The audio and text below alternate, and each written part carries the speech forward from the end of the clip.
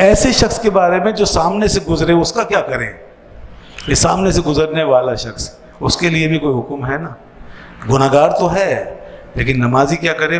باب باندھا امام بخاری، لیرد المصلی من مر بین یدیہ، اس کو روکے، اس کو واپس پھیر دے، لوٹا دے.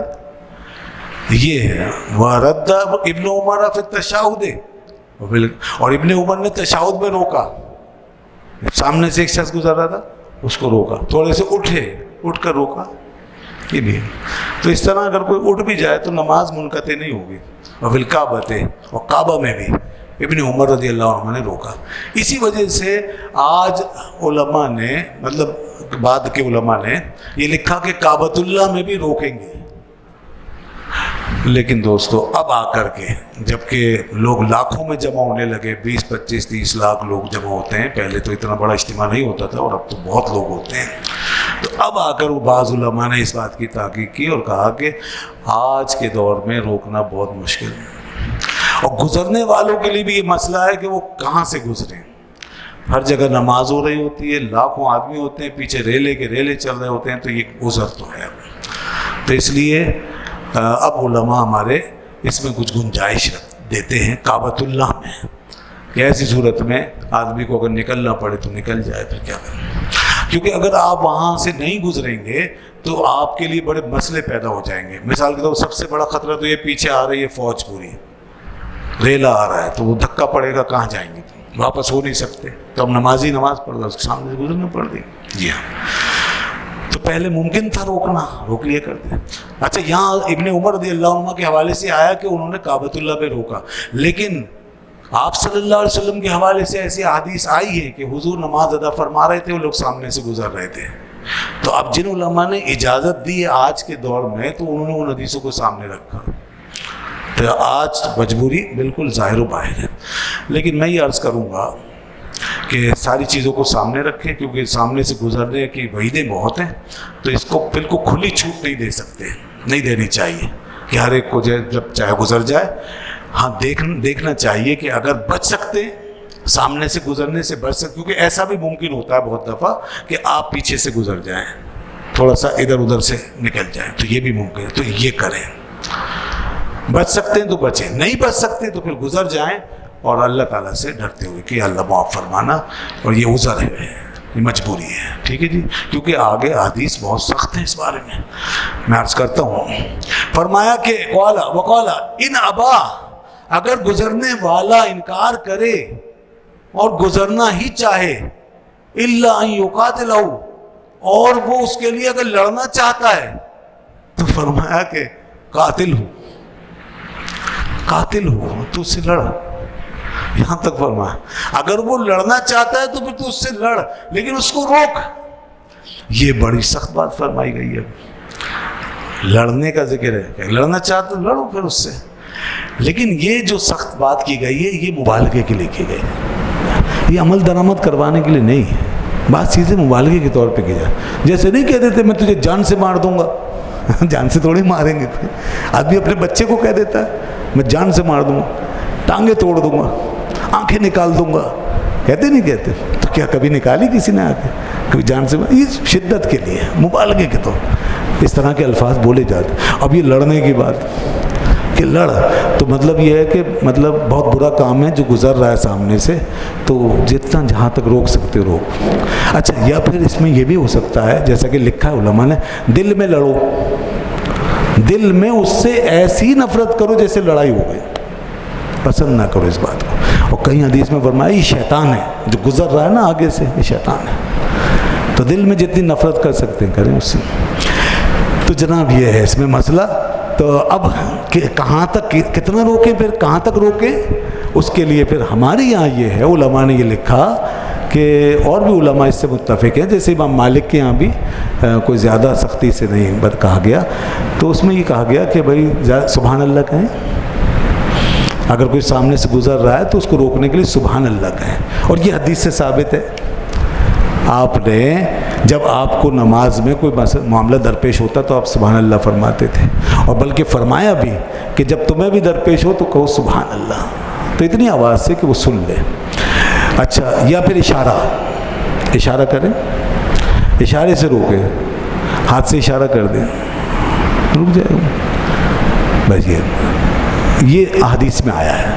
اب ادھر جیسے لڑنے کا ذکر ہے یا کہیں اور اس طرح سختی کی بات کی گئی ہے, تو اس کو اس کے ساتھ ملا کے دیکھیں. اب جو میں بات بتا رہا ہوں, اور وہ یہ کہ رسول اللہ صلی اللہ علیہ وسلم خود آپ بنفس نفیس نماز دا فرما رہے تھے ایک جگہ. کہاں؟ حضرت ام سلمہ رضی اللہ عنہ کے گھر میں, جو آپ کی زوجہ عالیہ ہیں. ان کے 2 بچے تھے, ایک بیٹا ایک بیٹی. بیٹے کا نام عمر تھا, بیٹی کا نام زینب تھا. حضور نماز ادا فرما رہے ہیں, بیٹا آیا آگے سے گزرنے لگا, حضور نے اشارہ فرمایا, وہ رک گیا. پھر وہ بچی زینب جو ہے وہ آئی, تو حضور نے اس کو بھی اشارہ فرمایا, مگر وہ نہیں رکی اور وہ آگے سے گزر گئی ہے. ادھر کیا ہے, اگر وہ لڑے بغیر نہ رکے تو لڑو, کہیں فرمایا دھکا دو, ادھر یہ ہے. لیکن ادھر کیا ہوا کہ وہ گزر گئی. اور بچی کو روکنا تو آسان ہے, لیکن صرف اشارہ کیا, وہ گزر گئی. بعد میں صرف اتنا فرمایا کہ یہ عورتیں غالب آ کے رہتی ہیں, یہ عورتیں غالب آ جاتی ہیں, یہ عورتیں ہی. تو اب یہاں جو دونوں باتیں پیش کرنے کا مقصد ہے وہ یہ, دیکھیے اگر ان الفاظ سے مراد یہ ہوتا کہ ایسے ہی کرو, تو پھر وہاں حضور نے ایسا کیوں نہیں کیا.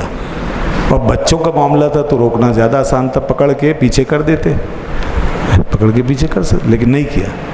تو اس کا مطلب یہ ہے کہ نمازی کو ایک حد تک جانا ہے, بس سبحان اللہ کہیں یا اشارہ کریں بس. کیونکہ جناب اگر زیادہ آگے گئے تو خطرہ آپ کی نماز نہ ٹوٹ جائے. اور سوچئے کہ اگر لڑائی شروع کی بالفرض, لڑائی پہ معمول کر لیں ہم, اور لڑائی کرنا شروع کر دیں, نماز کہاں رہے گی. اور ایسا کہاں لکھا ہے کہ آدمی نماز ہی توڑ دے اپنی؟ بالکل نہیں, ہرگز. نماز توڑنا تو گناہ ہے. ایک تو گناہ کر ہی رہا تھا سامنے سے گزرنے کا, ہم بھی گناہ کریں اس کے جواب میں, یہ کہاں کی عقل مندی. اس لیے ایسا کوئی مفہوم مراد نہیں لیں گے. دھکا دینے کا بھی ذکر ہے تو اس کو مطلب ایسے کر کے روکنا ہے, یہ نہیں کہ آپ اٹھا کر کے اسے مارا زور سے اور پتہ چلا آپ کی نماز ہی چلی گئی. اور پھر اگلا بھی پھر جواب میں جناب اس نے بھی چڑھائی کر دی تو پھر کیا بچے گا.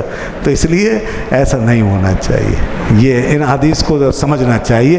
بعض دفعہ دیکھیے لوگ اسی طرح حدیث پڑھتے ہیں اور باہر آ کے کہتے ہیں جی دیکھیے حدیث میں ایسا آیا ہے. اب وہ پوری چیزیں نہیں دیکھتے, ساری حدیث نہیں ہوتی سامنے, ساری بحث نہیں ہوتی, ایک حدیث پڑھ لیتے ہیں. میں نے بڑے عجیب و غریب واقعات دیکھے. میں حرم شریف میں نماز پڑھ رہا تھا, میرے برابر میں ایک صاحب تھے, نوجوان تھے, وہ نماز پڑھ رہے. اب وہ جگہ ایسی کہ سامنے سب نے گزرنا ہے, لائن لگی ہوئی, اب کس کو روکیں گے. نماز کا ہی وقت ہو رہا تھا, نماز کے وقت میں بالکل سب ہر وقت چہل پہل رہتی ہے پھر وہ. اور وہ صاحب جو تھے نا وہ کھڑے ہوئے ہیں تو وہ ایسے کر کے آگے, پھر ایسے کر کے لگے پڑے بیچارے. ادھر سے آ رہا کوئی تو ادھر یوں, پھر ادھر سے کوئی آ رہا تو ادھر یوں. میں نے کہا بھائی ان کی نماز دیکھو, اب اسی میں لگ گئے, اب اور کتنوں کو روکیں گے. اچھا پھر رکوع میں گئے تو جناب رکوع میں انہوں نے کیا کیا, پھر وہ جب دیکھا کہ آگے سے کوئی گزر رہا ہے تو رکوع میں آگے چلے گئے, چلتے چلتے رکوع میں ہی آگے چلے گئے, پھر پیچھے آ گئے. میں نے کہا اب سجدے میں جائیں گے, پتہ نہیں اس میں کیا کریں گے, تو نماز ساری اسی میں لگی رہے گی. تو بھائی اب جگہ ایسی ہے وہاں کس کو روکیں گے. تو اب یہ کہ اپنی نماز میں مشغول رہیں. اور جب کہ ہم کہہ رہے ہیں کہ وہاں لوگوں کے لیے گزرنے کی اجازت دی گئی ہے, پھر ایسی صورت میں. ایک اور میرے ساتھ بزرگ تھے, میں حج پر ہی تھا, یہ تو عمرے کا واقعہ تھا, اور حج کے موقع پہ جو ہے وہ ایک بزرگ تھے ہمارے یہیں سے گئے ہوئے تھے, بڑے اچھے نیک آدمی, فوت ہو گئے, اللہ تعالیٰ ان کو غریق رحمت فرمائے. تو وہ اور ہم ساتھ نماز پڑھ رہے تھے. تو وہ جو ہیں حضرت وہ ریلا پورا آیا, نماز نکل چکی تھی, ہم آئے تھے باہر سے, لیٹ ہو گئے, تو اپنی نماز پڑھ رہے ہیں. اب وہ نماز ختم ہوئی ہے تو آپ اندازہ کریں کہ پورا سمندر آ رہا ہے, اور وہ حضرت جو ہیں وہ لوگوں کو اب روکنا شروع ہو گئے. اب وہ سمندر سے ٹکرا رہے تھے ایسے کر کے. ایسے جو انہوں نے کیا نا, تو لوگوں نے اٹھا کے ان کو ایسے گھما دیا, قبلہ ادھر رہ گیا, وہ ادھر چلے گئے. تو میں بھی بڑی مشکل سے اپنی ہنسی پہ قابو پاؤں. میں کہا یہ پورے گھوم گئے, اب کیا ضرورت تھی روکنے کی. بہرحال پھر وہ فوراً گھومے, جلدی سے نماز بچائی انہوں. تو لوگ تو لے جائیں گے بہا کے. تو یہ بتانے کا مقصد یہ کہ ہمیں شریعت پہ اس طرح نہیں چلنا کہ ہماری نماز ہی چلی جائے. اور ہماری نماز مذاق بن کے رہ جائے. ان باتوں کا یہ مقصد نہیں ہے. اس لیے سبحان اللہ کہہ دیں, ایسے کر کے وہ اشارہ کر دیں, ہاتھ سے اشارہ کر وہ کافی ہے. اتنا ہی رسول خدا صلی اللہ علیہ وسلم نے کر کے بتایا. اللہ. حضرت ابو سعید خدری رضی اللہ عنہ کا ایک واقعہ آیا ہے یہاں پہ, ان کے ساتھ ایک واقعہ ہو. حضرت ابو سعید خدری رضی اللہ عنہ صحابی رسول ہیں, تو ایک نوجوان کے ساتھ سختی سے پیش آئے تھے اسی معاملے میں. قال رأيت ابا سعید الخدری رضی اللہ عنہ فی یوم جمعۃ یصلی الی شیء, وہ ایک چیز کے سامنے نماز پڑھ رہے ہیں, یسترہ من الناس, اس کو انہوں نے سترا بنایا ہوا ہے لوگوں سے. فاراد شاب من بنی ابی معیط, تو بنی ابی معیط کا ایک جوان ارادہ کرنے لگا یجتاز بین یدیہ, آپ کے سامنے سے گزرنے کا. فدفع ابو سعید فی صدری, تو ابو سعید نے اس کے سینے میں ایسے کر کے مار کے اسے ہٹایا, اس کو ہٹایا. اب ایک ہی آدمی تھا, اگر اس کو ہٹانا ممکن تھا تو اس کو ایسے ہٹایا. فنظر الشاب لم یجد مساغا, اب وہ جوان کیا کرے, کوئی جگہ ہی نہیں گزرنے کی, وہی جگہ تھی وہ پھر گزرنے, الا بین یدی, انہی کے سامنے سے گزرنے کی جگہ تھی. فعاد, تو پھر آیا, لیجتاز فدفع ابو سعید, تو حضرت ابو سعید نے پھر اسے ہٹایا. اشد من الاولی, لیکن اب ذرا پہلے کے مقابلے میں زیادہ سختی سے ہٹایا. فنال من ابی سعید, تو اسے ابو سعید کی طرف سے یہ تکلیف پہنچی. ثم دخل علی مروان, پھر وہ مروان کے پاس چلا گیا شکایت کرنے, جو مدینے کا امیر تھا. فشکا الیہ, اور اس نے شکایت کی, ما لقی من ابی سعید, جو ابو سعید سے اس کو پہنچی بات, یعنی جو اسے تکلیف پہنچی. ودخل ابو سعید خلفہ, حضرت ابو سعید بھی پیچھے پیچھے اس کے چلے گئے. علی مروان, مروان کے پاس. فقال ما لک ولابن اخیک, تو مروان نے کہا کہ کیا بات ہے آپ کا اور اس کا کیا معاملہ ہے اے ابو سعید, یا ابا سعید. قال ما سمعت النبی صلی اللہ علیہ وسلم, قال سمعت النبی صلی اللہ علیہ وسلم یقول اذا صلى احدكم الى شيء يستره من الناس, میں نے نبی صلی اللہ علیہ وسلم سے یہ بات سنی ہے کہ جب تم میں سے کوئی ایک نماز پڑھ رہا ہو کسی چیز کے سامنے اور وہ اس کے لیے سترا ہو, فاراد احد ان یجتاز بین یدیہ, اور کوئی شخص اس سترے کے ادھر سے نمازی کے سامنے سے گزرنا چاہتا ہو, گزر رہا ہو, فلیدفعہ, تو وہ اس کو دور کرے, ہٹائے. فإن أبى فليقاتله, اور اگر نہ ہٹے وہ تو اس سے جھگڑے, اس سے وہ لڑائی کرے. فإنما هو الشیطان, سوائے اس کے نہیں کہ وہ شیطان ہے. تو بس حضرت ابو سعید خدری اس حد تک گئے کہ اس کو ایسے زور سے ہٹایا, دھکا دیا, بس اس حد تک, اس سے زیادہ نہیں. لڑے نہیں ہیں, میں نے پہلے عرض کر دیا, کیونکہ لڑائی کا جو ذکر ہے حدیث میں وہ مبالغے کے لیے شدت پیدا کی گئی ہے. لڑائی شروع کریں گے تو نماز ٹوٹ جائے گی, وہ عمل کثیر ہو جائے گا. یہ بس اتنا کیا انہوں نے کہ اسے ایسے کر کے ہٹایا. تو یہ کر سکتے ہیں آپ, ایسے ہاتھ کو کر کے کسی کو ہٹا سکتے ہیں. بہرحال جی, تو میں نے ساری صورتیں آپ کے سامنے رکھ دی ہیں. جہاں عام مسجدوں کا معاملہ ہے تو وہاں پر ممکن ہے لوگوں کو روکنا, لیکن جہاں کہیں ایسی جگہ ہے کہ جہاں ممکن نہیں ہے تو پھر ظاہر سی بات ہے کہ آدمی نہیں روک سکتا, تو اسے چھوڑ دے, پھر اس کے پیچھے نہ پڑے, اپنی نماز کو خراب نہ کرے. اور یہ جو گزرنے والے ہیں نا, ان کا بڑا مسئلہ, ان کے بارے میں بڑی وعید ہے. بس یہ بھی سن لیجئے ذرا تاکہ یہ بات اچھی طرح واضح ہو جائے. اگلی حدیث میں آتا ہے, فرمایا لو یعلم المار بین یدی المصلی ماذا علیہ من الاثم, فرمایا کہ اگر گزرنے والا یہ جانتا کہ نمازی کے آگے سے گزرنے میں کیا گناہ ہے, لکان یقف 40, میں تو وہ پھر 40 تک وہاں ٹھہرنے کو پسند کرتا. خیرن لہو, یہ اس کے لیے بہتر ہوتا کہ 40 تک وہاں ٹھہرا رہے. میں نہ یمر بین یدی, اس کے مقابلے میں بہتر ہوتا کہ وہ اس کے سامنے سے گزرے. تو اب 40 کیا ہے؟ ابو نظر نے کہا لا ادری, قال 40 یوما و شہرا و سنتن, مجھے یہ محفوظ نہیں رہا کہ اس سے مراد 40 دن ہیں یا مہینے یا سال. یعنی 40 دن ہیں تو یہ بھی کوئی کسی کے لیے ٹھہرنے کے حوالے سے کوئی آسان نہیں ہے. اور ویسے دوسری روایتوں سے یہ پتہ چلتا ہے کہ سال مراد ہے, کیونکہ وہاں سال کا ذکر سراتن آ چکا. تو 40 سال وہاں کھڑا رہتا آدمی اگر یہ پتہ چلتا اسے کہ میرے گزرنے میں کیا گناہ ہے. اور ایک حدیث میں آیا کہ 100 سال تک کھڑا رہتا اگر اسے یہ پتہ چل جائے کہ اس کے بعد مجھے کیا گناہ ملے گا اور کون سا عذاب ملے گا. اتنا بڑا گناہ ہے نمازی کے سامنے سے گزرنا.